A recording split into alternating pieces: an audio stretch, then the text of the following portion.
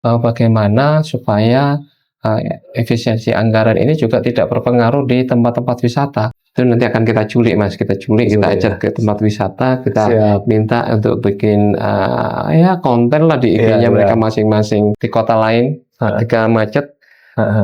Iya, salah satu keberhasilan promosi wisatanya ya macet itu kan.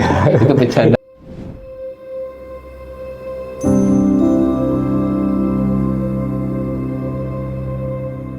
Kota Batu dengan pesona alamnya yang luar biasa, atraksi wisata yang tidak pernah sepi, dan keramahan warganya, Kota Batu telah menjadi salah satu destinasi favorit wisatawan nasional. Di balik kemegahan ini, ada tantangan besar yang harus dihadapi. Bagaimana Kota Batu bisa terus berkembang dan menjadi tujuan wisata nasional yang tidak hanya terkenal, tetapi juga berkelanjutan, ramah lingkungan, dan mampu bersaing di tingkat global. Hari ini, kita akan berbincang langsung dengan Kepala Dinas Pariwisata Kota Batu, sosok yang memiliki visi besar dalam membawa pariwisata Kota Batu ke level berikutnya, Bapak Oni Ardianto, SSOS MM. Halo, selamat siang Pak Oni, bagaimana kabarnya? Alhamdulillah, baik. Terima kasih karena sudah mampir di podcastnya Samedi, dan terima kasih juga karena sudah boleh memakai ruang di Sparta buat podcast. Oke, Pak Oni, ini kan Pak Oni sebagai Kepala Dinas Pariwisata yang baru nih. Tapi sebelum kita berbicara lebih lanjut nih, boleh nggak diceritain perjalanan karir Pak Oni hingga sekarang menjadi Kepala Dinas Pariwisata, sudah kemana aja, dan supaya netizen, supaya pendengar podcast ini paham, Pak Oni gini-gini. Oh ya, makasih. Terima kasih sudah diundang di Mas Hendy Podcast ini. Luar biasa. Saya di Dinas Pariwisata di bulan Maret ini masih baru sekitar 3 minggu, Mas. 3 minggu. Sebelumnya saya di Dinas Komunikasi dan Informatika Kota Batu. Itu sekitar 5 tahun kami di Dinas Kominfo. Dan sebelum di Dinas Kominfo saya juga di bagian pengadaan 3 tahun, dan di bidang mutasi di bagian kepegawaian, di badan kepegawaian itu 5 tahun juga. Jadi memang lintas SKPD-nya cukup lama. Saya biasanya kan perputaran itu 2 tahun pindah. Saya cukup lama. Ada yang 5 tahun, ada yang paling cepat saya 3 tahun. Berarti sudah semenjak Kota Batu menjadi kota otonom tahun 2000-an sudah. Kalau saya masuk di Kota Batu itu tahun 2005. 2005. Ya, kalau 5 tahun setelah jadi. Ya. Oke, siap. Oh, nih sekarang kita ngobrolin masalah pariwisata nih. Nah, menurut Pak Oni nih, yang membuat Kota Batu ini punya daya tarik unik sebagai destinasi wisata itu apa? Ya, saya memang mengikuti bagaimana perkembangan Kota Batu menjadi kota wisata. Artinya pada saat itu kan memang masih kota administratif, kemudian berubah menjadi kota mandiri di tahun 2002. Terus kemudian pada saat kepemimpinan Pak Edi Rumpoko, itu beliau memang mulai mencanangkan bahwa Kota Batu harus bersiap jadi kota wisata Batu. Mungkin pendengar itu tahu tentang istilah KWB kota wisata Batu. Sudah menjadi ikonnya. Sehingga itu menjadi ikon, dan terus terang itu menjadi semangat bagi kami, bagi seluruh elemen masyarakat, bagi ASN-nya juga, bahwa kita memang sudah waktunya bersiap diri untuk menjadi bagian dari wisatawan yang ada di Kota Batu. Jadi kepariwisataan yang ada di Kota Batu. Dan ini sudah sangat luar biasa. Dan apa yang jadi diferensiasinya mungkin dengan kota lain, Kota Batu ini komplit, Mas.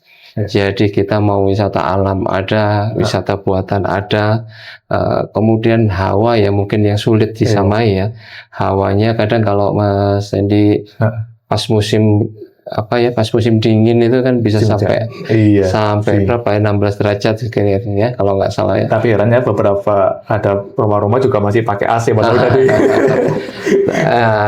AC alam ada lebih enak. Sejak berdirinya Balai Kota Among Tani di pimpinan kami juga sudah sering melakukan instruksi, terutama terkait dengan penggunaan air conditioner ya. Iya. Sampai dengan saat ini kita juga melakukan efisiensi sudah dimatikan karena memang lebih banyak berfungsi sebagai untuk bantuan sirkulasi udara aja sih karena sebenarnya. gedung ya tertutup. Ya, kalau hawanya sebenarnya sudah cukup dingin. Dan di situ juga sudah ada pencahayaan sangat cukup dan jendela yang luar biasa. Nah, kembali lagi ke diferensiasi perbedaan yang unik lah tentang Kota Batu ini, yang dari tahun ke tahun jumlah wisatawannya semakin naik. Nah, memang dari sisi keunikan tadi sudah saya sampaikan, hawa, kemudian tempat wisata yang sudah cukup banyak, sehingga masyarakat itu bisa bebas memilih mau kemana, kalau ke destinasi buatan atau ke destinasi wisata alam. Di samping itu memang cukup banyak tempat-tempat untuk makan, untuk kuliner ya, yang memang memanjakan para wisatawan untuk bisa hadir di Kota Batu. Dan yang terakhir mungkin yang tidak kalah penting, ketersediaan akomodasi. Akomodasi mulai dari yang non bintang sampai berbintang itu sudah memadai bagi wisatawan. Bahkan sudah ada yang bintang 5 ada 2, kemudian bintang 4 sudah ada beberapa. Intinya sebenarnya sudah komplit ya, seperti one stop entertainment lah. Kalau udah mau liburan ke Batu, udah mau berapa hari aja belum tentu habis kan. Iya, betul. Ya. Tapi kan akhir-akhirnya digaung-gaungkan tentang masalah konsep pariwisata hijau nih. Iya. Dimana kan Kota Batu sebenarnya kan sudah mendukung yang tadi seperti disampaikan Pak Oni, udaranya sudah sejuk dan lain sebagainya. Kira-kira Kota Batu sebagai pariwisata hijau itu bagaimana, Pak?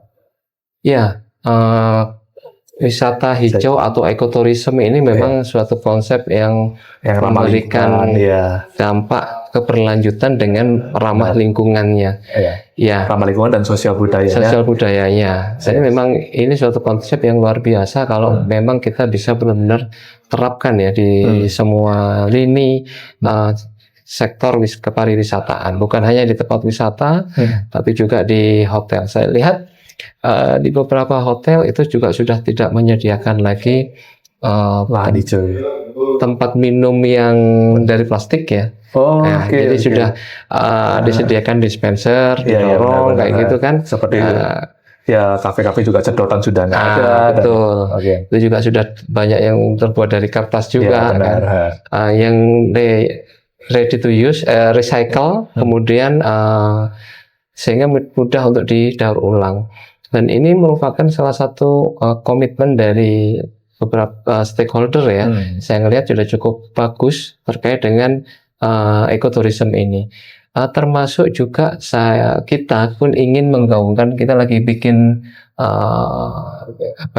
suatu program untuk mempromosikan, mengagendakan suatu zero waste terkait dengan sampah. Jadi tidak boleh ada membawa sampah di tempat wisata. Itu salah satu program kami dalam jangka pendek ini. Jadi himbauan untuk menggunakan tumbler seperti itu, kemudian sudah melarang penggunaan botol plastik di tempat wisata. Itu sudah akan dalam waktu dekat ini akan kami gaungkan kembali. Siap. Sekarang strategi untuk pengembangkan pariwisata yang ramah lingkungan ini, Pak. Iya. Kira-kira seperti bagaimana strateginya sebagai pimpinan, sebagai yang dipimpin Pak Oni nanti? Sebelum saya di sini, waktu kami di Dinas Kominfo, itu rutin setiap Sabtu Minggu itu selalu ada konten himbauan terkait dengan pencegahan atau pengolahan sampah. Kalau Mas Hendy atau teman-teman lihat, bahkan mulai dari cara memilah sampah seperti apa, kemudian kita jenis tempat sampah yang sudah disediakan oleh pemerintah Kota Batu itu sudah terpilah. Nah itu kan harus terpisah. Itu sudah rutin sebenarnya. Tapi kalau seperti itu, edukasi masih perlu terus dilakukan. Betul. Kan, ya kan? Betul. kalau untuk warga Kota Batu mungkin bisa dihimbau terus, tapi kalau wisatawan itu kan masih belum tentu mau. Betul, dia kan aku betul. berkunjung kok, ya udah terserah. Ya, betul. Nah, itu saya cerita waktu kami di Dinas Kominfo. Nah, di sini nanti kami akan coba untuk mempromosikan lagi, mempublikasikan lagi bagaimana berwisata yang ramah terhadap lingkungan, lingkungan. Salah satunya mungkin di setiap tempat wisata itu kami sediakan tempat-tempat sampah, atau kami minta dari pengelola tempat wisata untuk menyediakan sampah, atau bahkan sudah ada dari awal sejak masuk di pintu loket itu terkait dengan bawaan yang dibawa masuk seperti apa, seperti itu, Mas. Kalau misalnya lebih keras gitu, misalnya kalau yang membuang sampah sembarangan kalau ketahuan kena denda gitu gimana? Sebenarnya sudah ada itu di perdanya, sudah ada perdanya itu terkait dengan masyarakat yang membuang sampah sembarangan. Bahkan kalau sudah dirasa itu sangat parah, ada tindak pidana ringannya kalau nggak salah seperti itu, dan sudah dipublis di Videotron kita di alun-alun juga terkait dengan peringatan membuang sampah sembarangan. Itu apa juga termasuk tugasnya itu ya, polisi pariwisata juga nggak sih? Atau sudah dari dinas lingkungan hidup? Iya, sebenarnya itu kolaborasi ya, Mas. Jadi kalau di tempat wisata itu dari dinas lingkungan hidup bersama dengan pariwisata, bersama dengan polisi wisata, mungkin jadi terkait dengan penindakannya itu bisa dilakukan oleh teman-teman dari instansi lain juga. Oke, siap-siap. Sekarang apa tantangan terbesar yang menghambat berkembangnya pariwisata di Kota Batu menurut Pak Oni? Tantangan terbesar sebenarnya ya karena wilayah Kota Batu ini tidak terlalu luas, hanya 217 km persegi, 217.000. Harusnya lebih gampang kontrolnya, Pak. Tapi 60% itu adalah hutan. 60% adalah hutan. Yang tidak bisa dimanfaatkan, tidak bisa dialihfungsikan, apalagi digunakan sebagai tempat wisata. Artinya ke depan tidak menutup kemungkinan dengan keberadaan tempat-tempat wisata yang sudah ada ini, wisatawan mungkin akan merasa jenuh. Tapi alhamdulillah beberapa tempat wisata melakukan improvisasi inovasi terkait dengan wahananya. Nah, tapi yang paling penting itu memang bagi saya itu di wisata alam. Berbasis alam memang. Basis alam. Kalau misalnya 66% berarti kan harusnya bisa dikolaborasikan dengan wisatawan berbasis alam yang tadi kita sampaikan, pariwisata hijau dan sebagainya gitu. Karena memang masih belum terlalu banyak minatnya ya kalau terkait dengan wisata alam. Dan lalu cara mengatasi isu masalah infrastruktur, aksesibilitas, dan berkelanjutan itu gimana? Ya, alhamdulillah teman-teman dari dinas terkait seperti dinas PU, dinas perumahan itu sudah sangat memaksimalkan pembangunan infrastrukturnya. Kalau terlihat jalan-jalan menuju ke Kota Batu kan sudah cukup bagus lah. Bahkan kalau ada beberapa mungkin yang menuju desa wisata dan sebagainya itu aksesnya masih kecil, satu mobil atau tujuan mana gitu. Iya, betul. Nah, itu memang harus kita inventarisasi, Mas. Benar. Jadi aksesnya itu apakah sebelum kita melakukan pembangunan, apakah akses jalan itu tanah milik masyarakat, milik warga, ataukah itu sudah milik desa atau milik pemerintah. Nah, kalau itu memang sudah milik kita, tahapannya seperti itu memang agak-agak panjang. Yang terpenting bahwa kita bisa melakukan identifikasi terkait dengan kebutuhan akses jalannya itu. Kemudian untuk seperti fasilitas umum, ya, seperti alun-alun, kemudian taman-taman hijau, taman publik ya, itu kan juga sudah dikembangkan, dan ketersediaan akses internet terutama ya yang sudah menjadi kebutuhan umum itu juga sudah kami siapkan, dan yang terpenting juga bisa memberikan rasa aman ya bagi wisatawan yang datang. Dan sekarang sudah cukup banyak CCTV yang dipasang oleh pemerintah kota, sehingga nanti harapannya bisa meminimalisir kejadian-kejadian yang kejahatan misalkan, atau keamanan dan kenyamanan wisatawan juga. Dan yang tidak kalah penting juga tahun lalu terkait dengan keamanan, kenyamanan publik itu kita sudah meluncing panggilan darurat 112.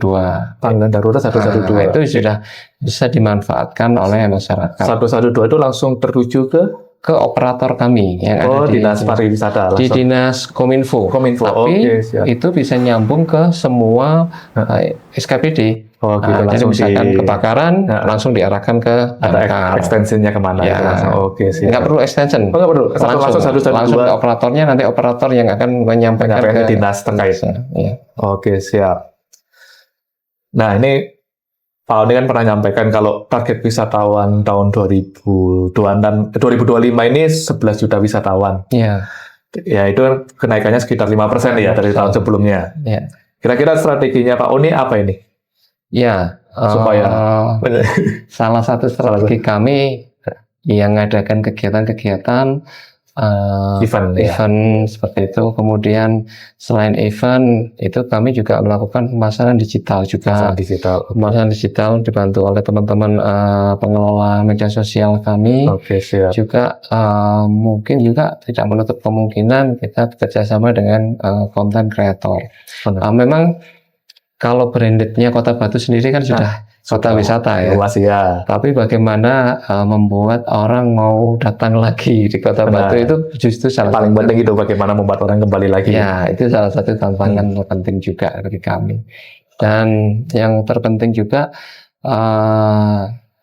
kami juga di Dinas Pariwisata itu kalaupun kita mengadakan event juga pelibatan masyarakat lokal, ya, terutama memunculkan tradisi seni tradisi dan budaya khas Kota Batu itu juga salah satu yang perlu kita perkenalkan. Supaya tetap ada ciri khasnya ya. Iya. Tidak meninggalkan seni budaya Kota Batu sendiri. Dan tadi ngomongin masalah event nih, kan aku dengar ada sekitar 72 event yang bakal ada di Kota Batu. Kira-kira satu aja bocoran yang kira-kira menurut Pak Oni event yang kira-kira bakalan banyak sekali menarik wisatawan dari luar atau satu aja? Kalau yang Gak terdekat usah jelas mungkin kira-kira nanti ada event kira-kira tapi masih dirahasiakan. ya ada kegiatan untuk menjelang bulan Syawal itu untuk yang tahun depan itu paling dekat itu biasanya. Oke, siap. Insya Allah itu akan dilakukan di sekitar alun-alun. Alun-alun. Ya, emang pusatnya di alun-alun paling banyak ya. Tapi rencana kan nggak, dengar-dengar kan sudah nggak boleh nutup daerah alun-alun dan sebagainya kan? Iya. Alun kan sudah Nanti sekarang. kami koordinasikan dengan Dinas Perhubungan dan Kepolisian untuk rekayasa lalu lintasnya. Dan juga rencana memang kita juga ada event untuk menghadirkan artis di Balai Kota Amongtani pada saat halal bihalal. Halal. Berarti dekat dong, bentar lagi dong. Ya, bulan depan. tanggal 8 bulan depan. Tanggal 8 bulan depan. Ya. Oke. Terus, nah ini sekarang yang lagi bermasalah lagi masalah efisiensi nih kan pasti ada pemotongan. Betul. Mungkin 72 event ternyata dipotong-potong tinggal berapa. Jadi kan mungkin yang tadi targetnya 11 juta wisatawan jadi bisa saja kemungkinan targetnya kurang atau gimana gara-gara masalah efisiensi ini. Ya, kami sangat memahami instruksi Presiden nomor 1 tahun 2025 dan kami juga sangat mendukung. Memang ada beberapa event yang akan kami kurangi, kita evaluasi karena dari besaran mungkin termasuk yang tidak terlalu luas lingkupnya untuk pelaksanaan kegiatannya, dan ini juga salah satu fokus kami bagaimana supaya efisiensi anggaran ini juga tidak berpengaruh di tempat-tempat wisata. Yang kami khawatirkan kan ketika kementerian atau kota-kota lain yang mau mengadakan acara di Kota Batu kan jadi banyak yang berkurang. Iya benar. Tantangannya itu salah satu pertanyaan Mas Hendy adalah ketika ada pengurangan semacam itu, ya memang kita bersama teman-teman pelaku wisata ya harus pikir bareng-bareng, kita godok lagi seperti apa konsepnya untuk bisa memajukan kota wisata ini. Oke, siap. Nah ini kalau misalnya seandainya nih harapannya tercapai nih, atau bahkan lebih dari 11 juta, misalnya 12 juta wisatawan nih, kan itu tentu saja nanti akan terjadi namanya over tourism gitu. Iya, betul. Strategi menghindari over tourism nih tanpa harus mengurangi jumlah kunjungan. Ya, seringkali memang Biasanya kan untuk pasti macet dan lain berbalik, sebagainya. ya. Nah, sampah pasti ada karena Ya, overtourism kan. betul. Sampah, kemudian macet itu salah satu lonjakan wisata itu kan. indikator. Bahkan kalau di di kota lain ketika macet, iya, salah satu keberhasilan promosi wisatanya ya macet itu kan. Itu bercandaannya.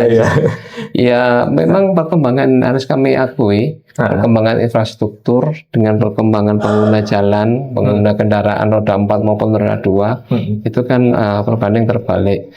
Karena penggunanya juga semakin banyak. Nah, strateginya mungkin salah satunya memang kita perlu memaksimalkan penggunaan rest area. Parkir juga semakin menipis kan, karena penggunaannya juga, bahkan kalau sekarang parkirnya juga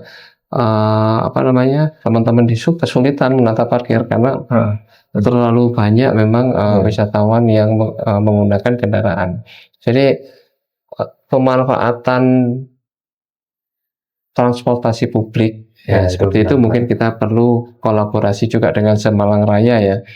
Bagaimana penggunaannya, karena begitu masuk kan kita masuknya di wilayah kabupaten, masuk lagi ke Kota Malang, kemudian masuk di Kota Batu. Nah, ini yang mungkin perlu dikolaborasikan, perlu ditingkatkan, dibukakan strategi apakah memungkinkan digunakan seperti shuttle bus.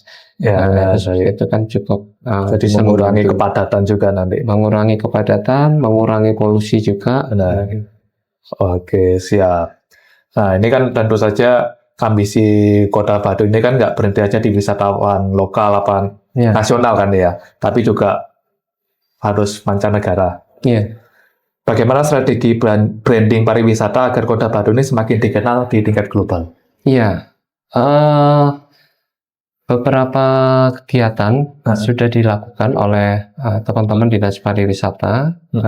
Salah satunya yaitu bergabung dengan organisasi-organisasi tourism yang nasional, internasional ya. Bahkan dari tingkat regional, nasional pun sudah tergabung. Dan secara rutin agenda kita dengan beberapa organisasi tersebut, kita selalu menyampaikan strategi-strategi wisata kami. Jadi misalkan misal ini ada wisata alam di mana? Di Kota Batu, maka kita akan menyampaikan bahwa wisata ini sudah lengkap infrastrukturnya, kemudian layak untuk dikunjungi oleh wisatawan dari luar negeri, dari mancanegara. Strategi, karena memang nggak bisa dipungkiri Mas, wisatawan yang datang luar negeri ya, terutama ya yang datang ke Kota Batu itu hadir di Kota Batu itu kan nyari, mungkin kalau buatan di sana cukup banyak ya. Tapi mesti mereka kan tuh cari alam, ke gunung-gunung, tapi memastikan bahwa di sana benar-benar safe, kemudian ketersediaan infrastrukturnya juga sudah sesuai, dan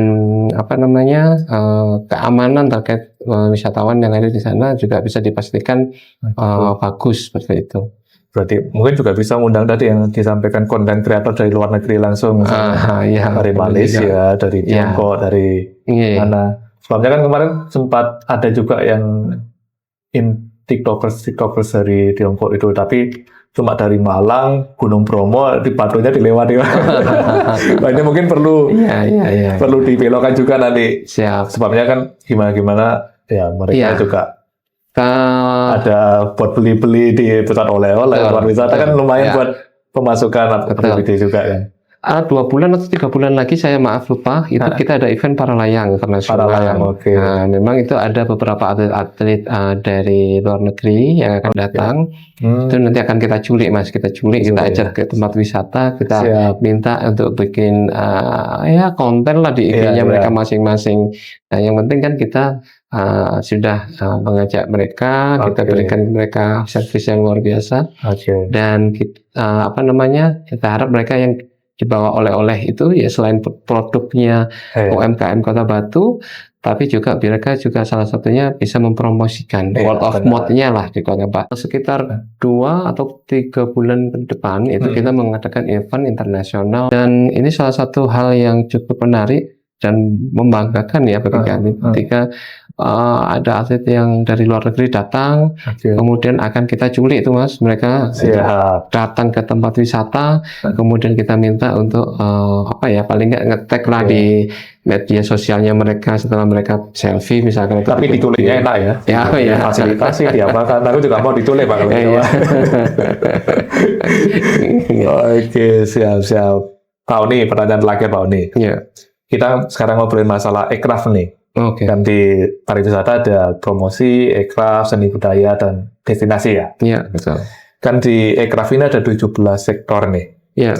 Bagaimana industri kreatif lokal seperti UMKM, juga mungkin seni, kuliner, yang tergabung dalam salah satu subsektor itu, bisa berkembang dengan seiringnya pertumbuhan wisata di Kota Batu? Iya, ekraf salah satu yang paling jadi perhatian kami karena industri kreatif ini lebih banyak memang startup muda ya, banyak yang masih muda dan memang sudah kita coba untuk melakukan pembinaan yaitu melalui 1 tahun lalu itu kalau nggak salah juga ada marketplace, kita buatkan marketplace yang meskipun memang akan kesulitan kalau diminta untuk mengejar di toko orange, toko hijau dan lain-lain kan itu kayak kesulitan. Tapi kami juga mendukung, tidak membatasi teman-teman di UMKM, terutama yang di ekraf, untuk bisa menggunakan marketplace ini. Hanya saja kami memang berupaya untuk melatih teman-teman supaya lebih terbiasa bertransaksi secara digital. Marketplace itu digital ya? Beda sama yang kemarin yang mall UMKM yang di Asaramu Tani? Yang mall UMKM itu lebih off air ya? Itu yang off airnya ya, digitalnya ya? lebih displaynya ya, tapi kan itu seasonal ya, nggak paling lama juga seminggu kan Mas. Aplikasinya apa Pak? Ada aplikasi baru kita buat itu kalau nggak salah, saya lupa ini apa namanya ya, itu tahun lalu. Siap, tadi kita cantumkan. Ya. Siap. Nah kan kemarin juga sempat liputan itu di Desa Wisata Rejoso Cedrejo. Itu dari mereka bilang, kan kita ada podcast on the weekend, kan kita lebih ke pariwisata, kulineri, seni budaya. Nah itu dari pelaku UMKM di sana menyampaikan produk-produk kita ini sudah kualitas ekspor dari Jepang, dari mana datang, cuma sayangnya kita nggak ada galerinya di desa ini gitu loh, buat menampilkan. Jadi begitu wisatawan mendatang, galerinya Desa Wisata Rejoso itu di sini. Silakan lihat produknya. Kalau suka yang ini, langsung nanti di UMKM dipanggil. Iya betul. Iya itu memang salah satu yang menjadi perhatian kami dan pimpinan ya. Pimpinan itu kemarin Pak Wali Kota juga menyampaikan bagaimana caranya supaya wisatawan yang datang itu berkunjung juga ke Plut. Nah, di Plut itu juga sudah ada display UMKM yang dari masing-masing desa. Nah, di situ ketika sudah di display juga bisa bertransaksi di situ. Nah, mungkin membutuhkan untuk pembelian yang cukup besar, itu bisa langsung menghubungi PIC yang ada di masing-masing desa. Karena memang itu juga cukup menarik ya kalau ketika wisatawan hadir, mungkin kalau di di tempat oleh-oleh nggak semua desa kan, tapi itu memang sudah mencitrakan Kota Batu, sudah dari semua UMKM yang ada di Kota Batu itu sudah ada di Plut seperti itu. Kami harap nanti ke depan kita bisa berkolaborasi dengan Dinas Koperindak ya terkait dengan hal ini. Oke, siap. Terus masalah seni budaya nih, ada beberapa pelaku seni budaya menyampaikan, ini saya nggak ada jadwal pentas seni, yang kira-kira bisa mensupport kita, misalnya di Sanggatari. Hari ini jam gini ada pentas seni ini, hari ini. Nah itu bisa kolaborasi dengan hotel dan apa gitu, jadi supaya komunitas kita bisa hidup lah, dan juga kearifan lokal tetap bisa sampaikan seni-seni budaya ini. Oh ya bagus itu. Ada nggak agenda kira-kira? Kalau yang rutin sudah ada Padang Bulan. Padang Bulan purnama itu sudah ada. Ya itu tapi kami anggap itu salah satu masukan yang cukup bagus ya. Memang kalau kita hanya menampilkan tari-tarian terus nggak ada yang nonton, kurang menarik juga. Nah, makanya kalau menggandeng tadi disampaikan bisa menggandeng dari biro travel gitu atau biro travel, mereka harus mau dibelokkan ke nonton seni. Iya, itu sangat menarik gitu.